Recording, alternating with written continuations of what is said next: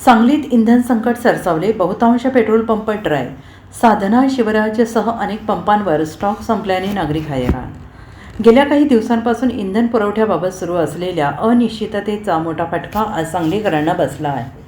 आज सोमवार दिनांक 18 मे 2026 रोजी सांगली शहर आणि परिसरात इंधनाचा तीव्र तुटवडा निर्माण झाला असून शहरातील बहुतांश पेट्रोल पंपावरील पेट्रोल आणि डिझेलचा साठा पूर्णपणे संपल्याचं चित्र आहे. यामुळे वाहनधारकांची प्रचंड तारांबळ उडाली असून नागरिकांमध्ये तीव्र संताप व्यक्त होतो आहे.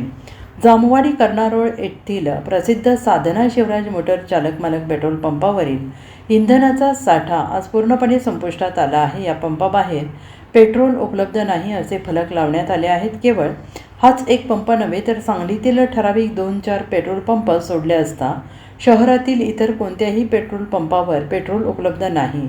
आंतरराष्ट्रीय पातळीवरील घडामोडी, तेल कंपन्यांचे आधी पैसे मग इंधन हे नवीन कडक धोरण आणि मिरज येथील मुख्य इंधन डेपोतून पुरवठ्यावर आलेले निर्बंध यामुळे ही परिस्थिती ओढवल्याचे बोलले जात आहे.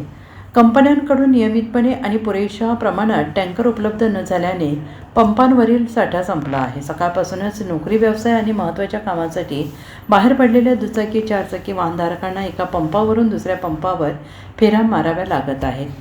ज्या ठराविक पंपावर सध्या इंधन उपलब्ध आहे तिथे वाहनांच्या किलोमीटरपर्यंत लांबच लांब रांगा लागल्या आहेत. आम्ही कामावर जायचं की पेट्रोलसाठी उभं राहायचं.